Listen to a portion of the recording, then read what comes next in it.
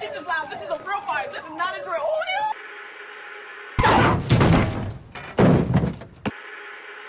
Summer Smash Espresso. To make unnecessary journey. Hello and welcome back to Cruise News. I'm Cap. And I'm Bob. Our story today is about a recent blizzard that just hit Syracuse, New York. The last storm that hit upstate New York was the Buffalo Blizzard of 2022. It was a 4-day blizzard that dropped 51.9 inches of snow, almost 5 feet. That storm knocked out power for over 100,000 people, paralyzed emergency services, and plunged the area into frigid temperatures. In the end, about 50 people were killed from the storm. Wow, what does that mean for us tonight with the storm? Over to you, Stuart. Hey guys, it's so cool out here right now. I hope everyone at home is nice and toasty, unlike me. Now if you look around me, the visibility here is super low. That's kind of what happens with blizzards. There are these crazy winter storms that happen during cold seasons that are defined by low visibility, frigid temperatures, high winds, and snowfall. How do these storms form, Stuart? That's actually such a great question. These storms are... Oh, sorry about that, guys. These are some crazy winds. Make sure to be careful with strong gusts of wind. Continuing on. Blizzards are front of cold Arctic winds that sweep down from Canada. It's a combination of moist, unstable air, meaning the freezing Arctic winds and snow. But how does it become so moist? The systems pull water from lakes and oceans thousands of miles away, which strengthens the storm. Back to you guys. There's a few things you can do to stay safe.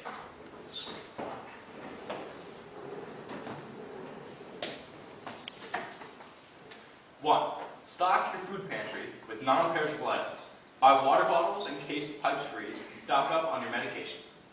2, prepare for emergencies. Create an emergency kit, get some kind of generator or power bank, charge your electronics while you have power, and get some flashlights and batteries. 3, protect your pipes and allow them to dry slowly so they don't freeze and burst. Seal all doors and windows and cracks to prevent cold air from getting in. Lastly, please stay informed and stay safe. Bob, are there any laws that might help with cleanup after the storm?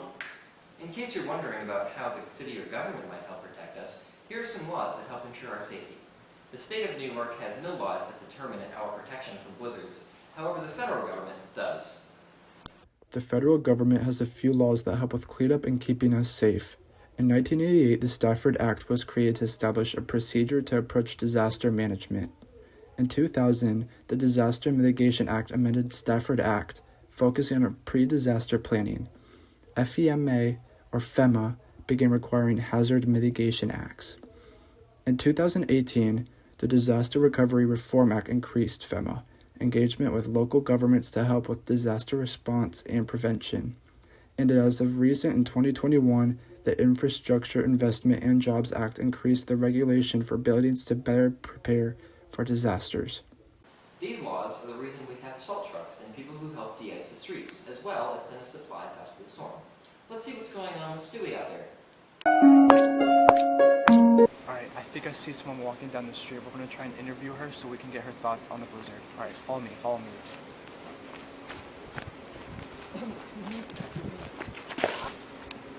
What's your name? Sorry to bother, by the way.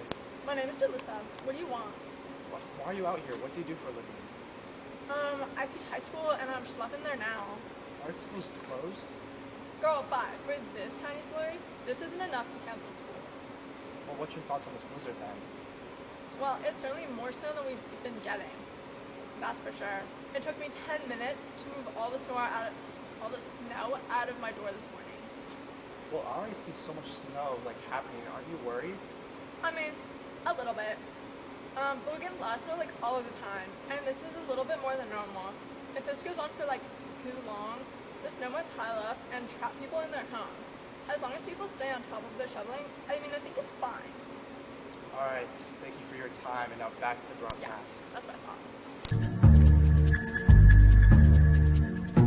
Wow, that's pretty crazy. Stay warm, Lucy. But Bob, tell us a bit more about blizzards, since Stuart is taking shelter now. Sure thing. Blizzards generally happen midwinter. However, they are much more common in the northernmost states. As climate change increases, though, storms are moving further south. For example, in 2010, areas between Illinois and Virginia got hit with a huge blizzard that dropped over 20 inches of snow. They called it Snowmageddon. Then, the Great Texas Freeze a few years ago that killed over 200 people. Experts predict stronger and more frequent storms as climate change progresses. Yeah, for realties. The impact of climate change on blizzards might be kind of cray.